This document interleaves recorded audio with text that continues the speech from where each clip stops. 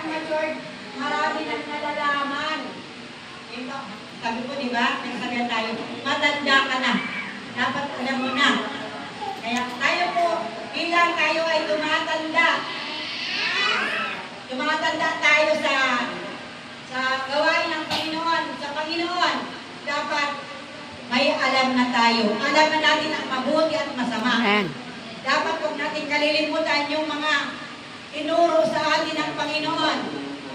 Kaya lahat natin kung paano tayo nagsimula.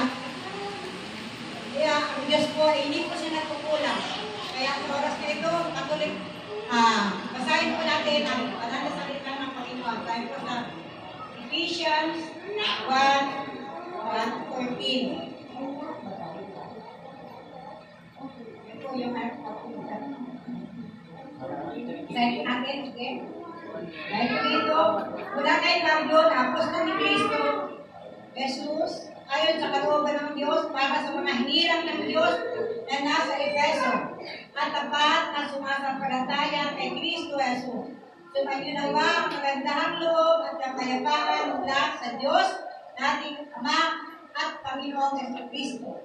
Purihin ang Diyos at Ama ng ating Panginoong Jesucristo, pinagkalooban niya tayo ng lahat ng pagkamalang spiritual na nagmumula sa langit dahil sa ating pagkikipag-isa kay Kristo.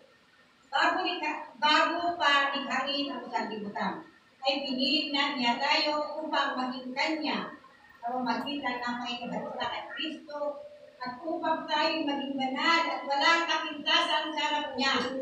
Dahil sa pag-ibig ng Diyos, pinili niya tayo upang maging anak niya sa pamamagitan ni Kristo, ni Jesucristo. Sa gayoy, purihin ang kanyang kaluwalhatian ng kanyang kagandahang loob na sagana niyang binigay sa atin sa pamamagitan ng kanyang minamahal na anak. Pinubos tayo ni Kristo sa pamamagitan ng kanyang dugo at tinatawad ang ating mga kasalanan.